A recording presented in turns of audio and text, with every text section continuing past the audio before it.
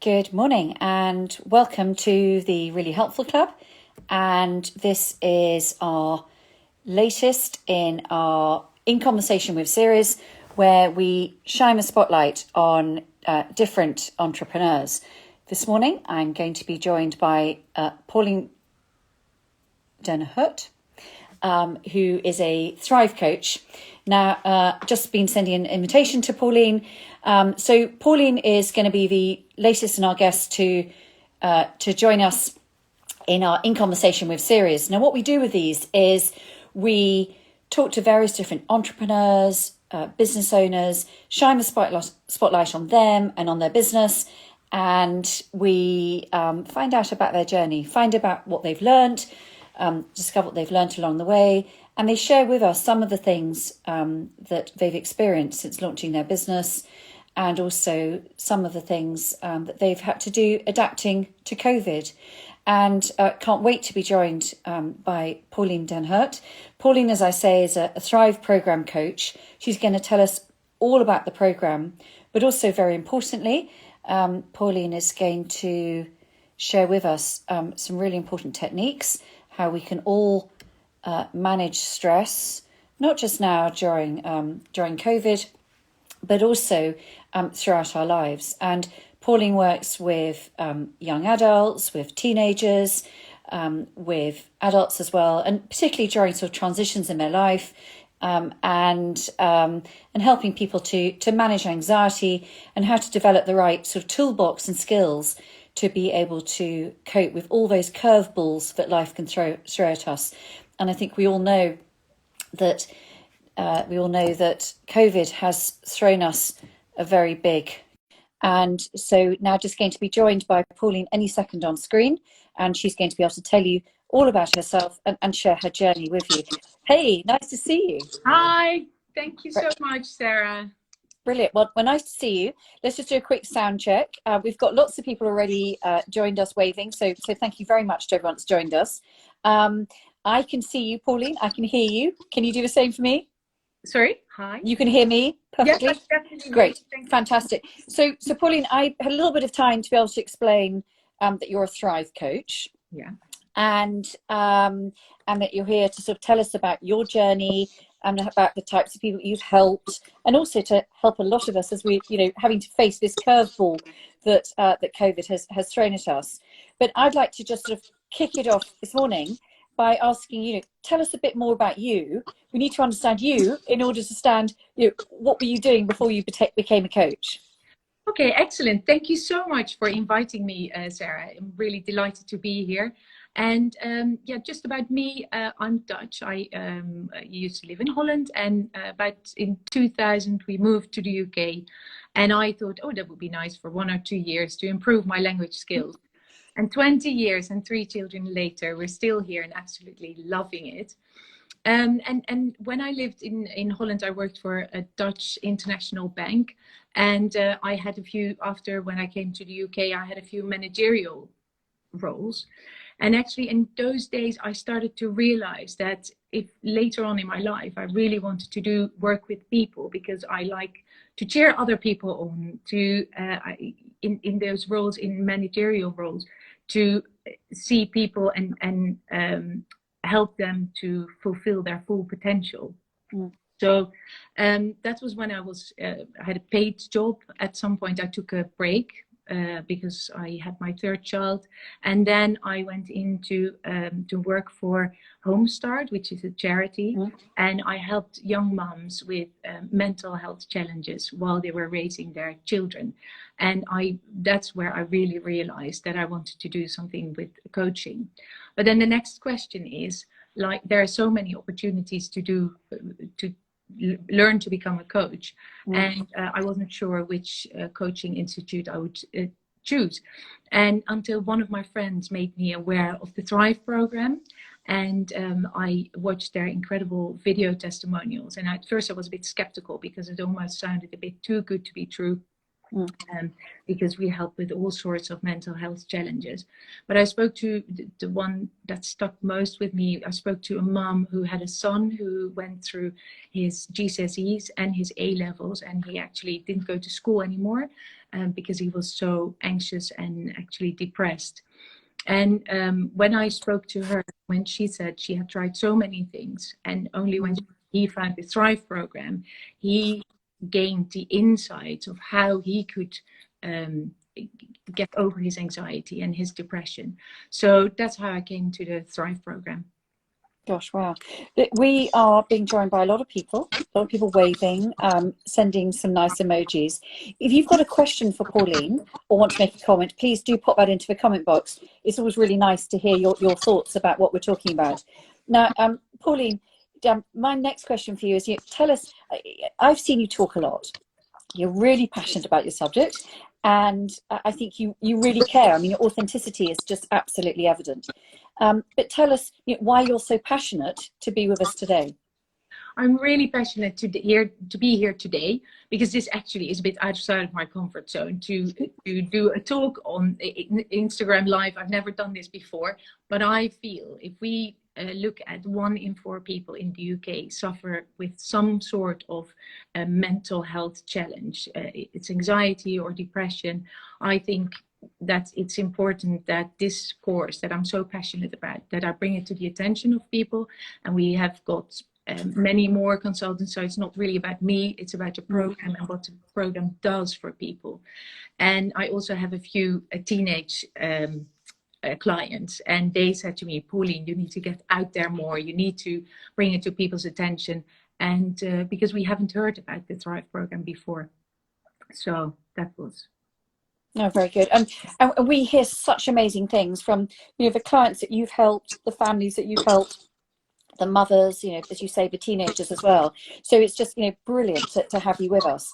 So perhaps you could just tell us a bit more about the Thrive program, because as you say, it's different. But I think that there's a lot of coaching programs out there. There's a lot of people that say, I'm a well-being coach, I'm this, I'm that. And I think it's really important to just understand, what are the differences between the Thrive program and something else, and what are the real values that drew you to it? Yes, yeah, it is indeed very different. It is an educational program. So in school, we don't learn how to deal with situations when you're excluded on the playground, or even at work, when you have a tough time with your boss. No one teaches you how to manage those emotions, those thoughts, and the habits that you create. Maybe you become a bit quiet. Maybe you do avoid certain situations. And no one really teaches us how to learn to thrive in life and take every challenge in your stride, and know that you can tolerate the feeling of being uncomfortable, and know that you can cope with whatever life throws at you, instead of getting avoidance behavior where you think, I can't do this, I can't do this. So that's actually what we teach, and it is an evidence-based step-by-step program. It's very intuitive. We work with a syllabus. So it's a doing thing. So you have a syllabus, we've got videos, and then we have one-to-one sessions. So it takes effort from the client to learn, like build up the intellectual knowledge, like how does our mind work? How do we build confidence? How, when we were born, we thought everything was all about us. You needed a nappy change and we start crying, and we need food and we start crying again. So anything that we build up, like anxiety, and low self-esteem, we build up through experiences throughout our lives. And throughout our life, we build lenses, so no one really experiences reality in the same way. So when someone opens the curtains in the morning, one will think, oh, not such nice weather today, but I'll put an extra coat on, and I'll be fine. I just look forward to the day. Another person, exactly the same the same weather, the person opens the curtains and is like, oh, I can't be bothered, I'm staying in my bed. So it's just that sort of becoming aware of the lenses we have, and of all the thoughts that we have on a daily basis. We have about 50 to 70,000 thoughts a day. Gosh. And 90% of them are subconscious. So we just live our life And we have all these subconscious beliefs that sometimes stop us to reach our full potential. That's So, amazing. 50 to 70,000 thoughts a day, isn't it? But also that that the unconscious is driving, how you then feel, and about how the techniques that the Thrive program bring to you help you to be able to control the conscious thoughts. I mean, that's incredible, isn't it? yeah, and understand like where you're not helping yourself to reach your full potential, and where you're stopping yourself. Yeah, So yeah, and it is not talking therapy. So we really start today. What is good about you today, and how can we develop all those good things in you, and what is holding you back to reach your full potential? What is holding you back to apply for a certain job? What is holding you back to go back to school? Or when I work with teenagers, I actually always work with the parent as well, because as parents, there's so much what we can do to help our children to reach their full potential as well. yeah, very good. And actually, just on that note, please keep popping your questions into the comment box. We've got a lot of you watching, which is fantastic. We've got a question that's really relevant to parents now and for their teenage children, which is, do teenagers open up straight away? Or do you find, is it the first session, or does it take a few sessions? Or, how does that process work? Oh, that's a really good question. I'm really, really passionate, and I think they quite quickly open up with me. I love working with teenagers. So yeah, it takes, but the good thing is that before they have their first session, so it is it's a 6 to 8 week program. So when we start, people do an assessment and how thrivey they are at the moment, how they manage their thinking, how their self-esteem is, how their social anxiety is, and then at the end we do exactly the same assessment and we compare notes, and of course everyone improves over that time. So with children, they read the first 2 chapters of the book before they see me. So I have an initial consultation, usually over the phone. Then we see each other, and they've already read chapter 1 and 2, which is all about those lenses and all about already making people aware, like, wait a minute, this program can really help me. This is so different from what I've seen before. So, and then Rob Kelly, who is the author of the program, he is a psychotherapist, and he worked for 25 years as a psychotherapist. But then he was a bit frustrated with the results he booked. He thought there was an easier way to help people overcome their anxiety, depression, panic attacks, phobias, etc. So that's when he started to develop. It's all evidence-based and all research cases. There's probably 140 references to research. So they come prepared to their first meeting, and then and then it's actually quite easy to bond with children. Sometimes I have the first session with the mom and the child together, but as soon as after the first session, I prefer to separate them, because then mom also goes on a journey and she wants to share her experiences. And usually you get the rolling eyes from the children who are like, wait a minute, this was about me. So yeah, but they do open up, definitely. Yeah, brilliant. Thanks for that. And I hope that answered your question to the person who asked that. Thanks.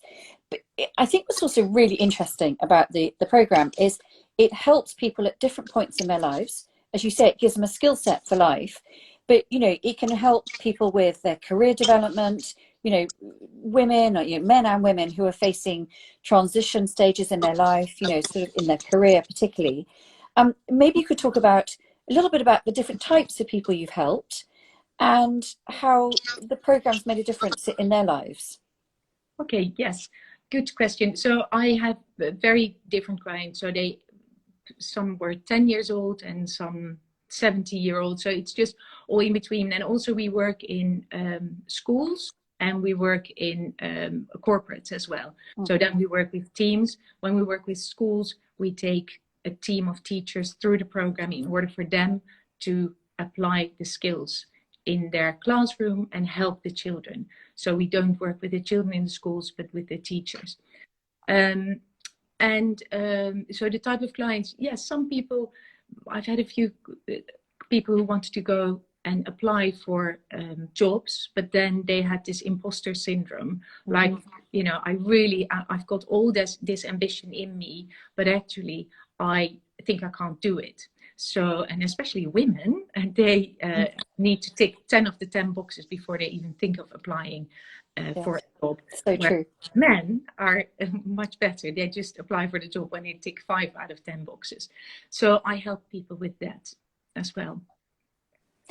Yeah. Pauline, I'm just going to have to stop you at that point and say, this lady, Elevan, has just said Pauline is an awesome coach. So just pause for a minute, take the compliments. We're getting some lovely comments. So, so thank you for that. And I think what is really so appealing about what you do, Pauline, is that you are, this is vocational for you. You're really passionate about this, but you are also building a business. You're building a very exciting business, and I think you're helping a lot of people, and you're getting the most amazing feedback, and that in itself is very exciting. But maybe you can sort of step back from the coach, as it were, for a minute and put yourself on the spotlight. And what are some of the challenges you faced in starting and now beginning to grow a business?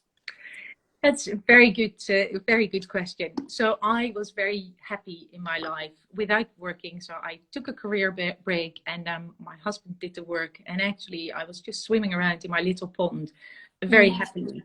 And then I came to one of your conferences partly. And then I thought, wow, all these women going back to work, finding their passion. And I sort of already knew what my passion was. But then to find that what you really want to stand for, and for me that is a Thrive program. But I used to work for corporate, so I didn't really have to sell myself. It was just a product, and I was behind that company. But suddenly I was called Thrive with Pauline, so that was a bit of a step for me. And I felt a little bit uncomfortable when all my teenagers said, like, come on Pauline, you need to post on Instagram, we need to be able to find you. And so that was one of my hurdles. Then just to build my business, to go out there, tell people about it without being evangelical about the program. Because it's, even when you call it a program, people think like, oh, wait a minute, we're going to be brainwashed. And that's not the case. You do build new neural pathways, because if you're used to think like, I'm not good enough, that's just an automatic response in your brain.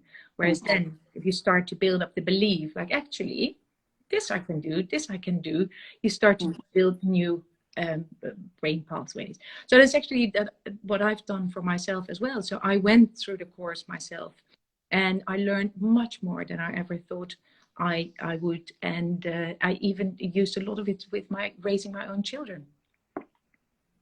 It's really interesting what you say, and I know that everyone in our team at Really Helpful Club, we're really proud of the conferences that we've run and the seminars and the talks, because it's always helping that individual to take their next step forward. And we see it over and over and again.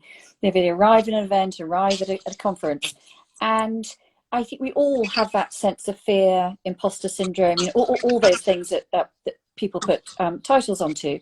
And actually, if it just helps that person just get that breakthrough, that one thing that means that they can take that step forward and build their confidence, find that that thing that works for them, then that is hugely rewarding. And I know we're really proud of that. So thank you. I'm really pleased that we played a tiny role in helping you break forward with what you've done. And sorry, like when I see these young people who are really sad that they feel that they have to live the rest of their life with their anxiety or with their depression, they sometimes don't really have hope anymore. They're just like, well, this is who I am. There's nothing much I can do. It's who, how I now have to live my life. And I'm really passionate about reaching one of these people, and that they don't even have to come to me. We have fantastic other coaches as well, and we have a syllabus. This is our syllabus that people work from. You can just buy it, and most people I speak to, when they open the syllabus and read through it, it's already quite eye-opening. The concept is very different from what we have learned so far. And there are many more books. I'm really passionate about learning myself. So there is a lot more talk about how you need to expand your comfort zone, how your thoughts and beliefs are all interacting with your confidence, social confidence, with your self-esteem. But I don't know any of the books that are so practical. You have exercises every single week, and that's if that message can come across to a few people who are struggling, that would be great. That's a really interesting point you make, and and we've now talked to quite a lot of business owners and entrepreneurs in this In Conversation series, and one of the things that keeps coming out over and over again is that passion about keep learning, keep investing in yourself, in your own journey, because actually that can only help you in your business and ultimately your clients and the people you're trying to help as well. So it's fascinating to hear you talk about that. So you've talked about the challenges, but talk about some of the the rewards as well, and the sides that you find most rewarding. And because I know your clients are benefiting hugely from what you do from them. Here we go.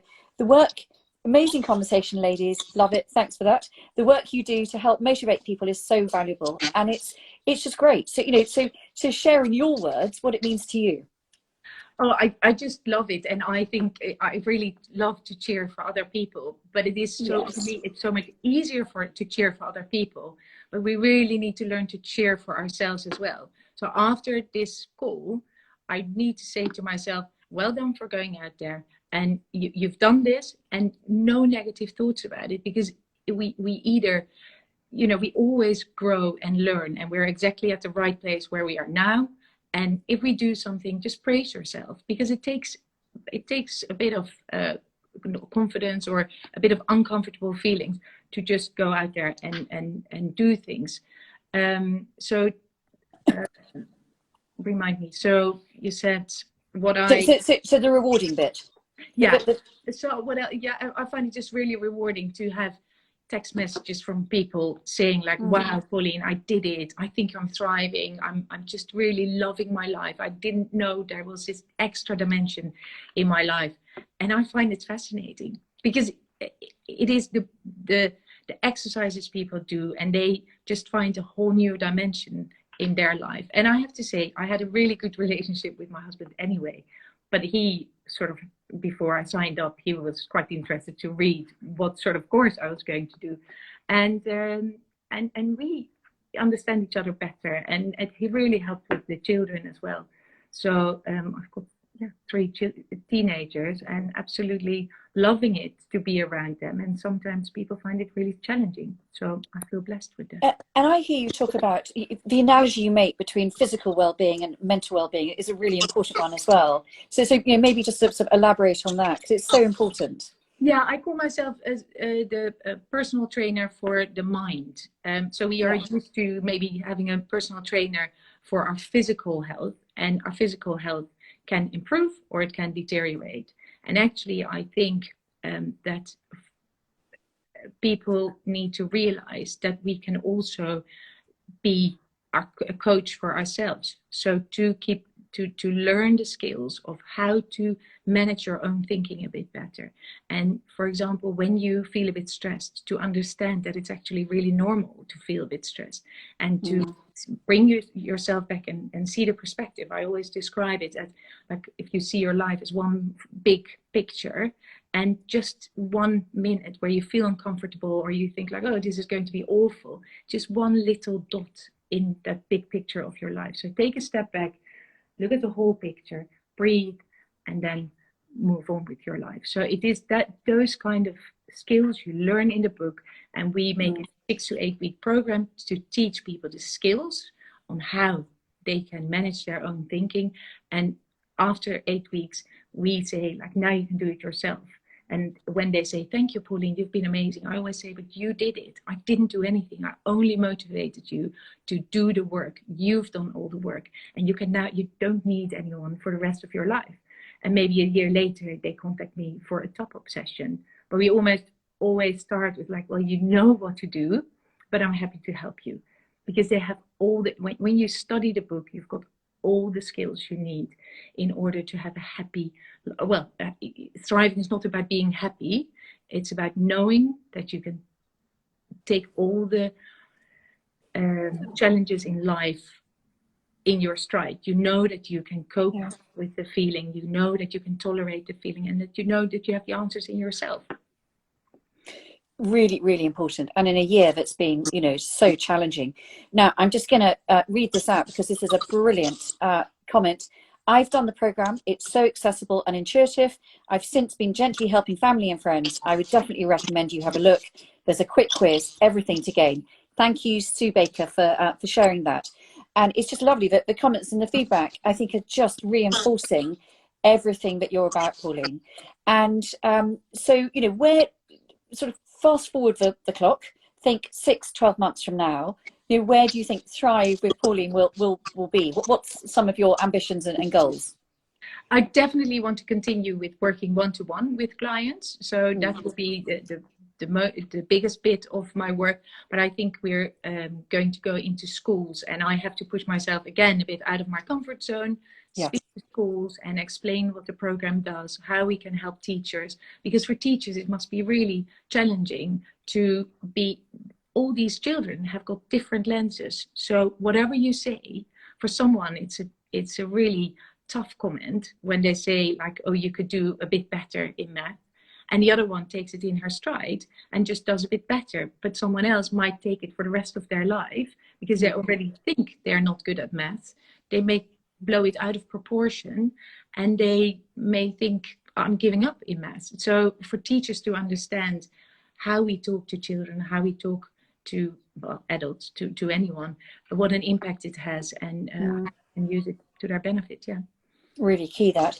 So my final message for you, I mean, it wouldn't be a conversation with a Thrive coach if we didn't ask you for a few tips. And this has been an extraordinary year. We're about to hit the anniversary of lockdown. I think we're just a few days away from that.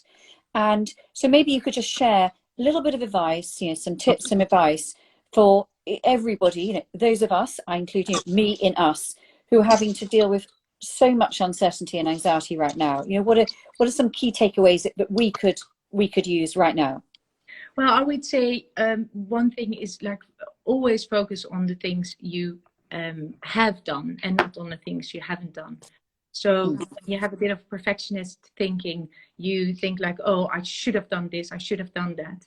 But it works so much better for your own mental health to praise yourself for what you have done instead of beating yourself up. And I always think of maybe, what would you say to a good friend? You wouldn't be so negative to a good friend. And the longest relationship we will ever have is the relationship with ourselves. So we might as well be kind to ourselves. It's just, and we are talking the whole day to ourselves. There's constant, but sometimes we're not aware, and apparently it's quite negative what we say to ourselves. So we don't do that outside when we talk to other people, but to ourselves we apparently beat ourselves up quite a bit. So that's just one tip: focus on what you have done, not on what you haven't done. And also progress, not perfection. It's just any business program, even if it's 1%, just over time, that will all amount to a lot. And also for our children, just help them to try out new things all the time and praise them for the effort they put in. And so that they learn to praise themselves as well for the effort they are putting into things and not only the result. And for everyone, I think it's really healthy if we all genuinely cheer for each other and cheer each other on.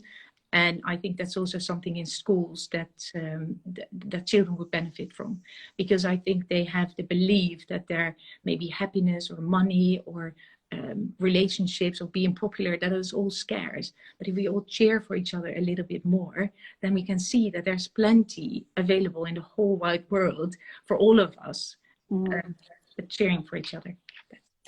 Really important that, and I think, and in a year where actually we've been challenged, I think, to reset our priorities, that actually it's an opportunity, in this terrible adversity, this is an opportunity to grab that. Pauline, it's always a pleasure. I have been scribbling away lots and lots of takeaways. I want you to come back. I think we're going to introduce podcasting at some point. You would be a brilliant podcaster for us because you are just full of knowledge. The comments have been amazing. Thank you so much to everyone that's joined us. Thank you, Katia. Such an important message. Thanks, Pauline and RHC. Thank you for your support. We'll share this in a few minutes on IGTV with just a few of those takeaways. If you've enjoyed this, please then share this onwards to your followers and things. The messages are too important for this to stay just within in here, please. And thank you, Pauline. I mean, I don't know almost where to start with the takeaways, but I think the key one is, cheer for other people and cheer for yourself is the number one takeaway. If you do anything else today, just do that, and that will be your step one towards thriving. Thanks so much, Pauline, and thanks everyone for joining us. And we will share this fairly shortly. Thanks. Thank you so much, Sarah. Bye.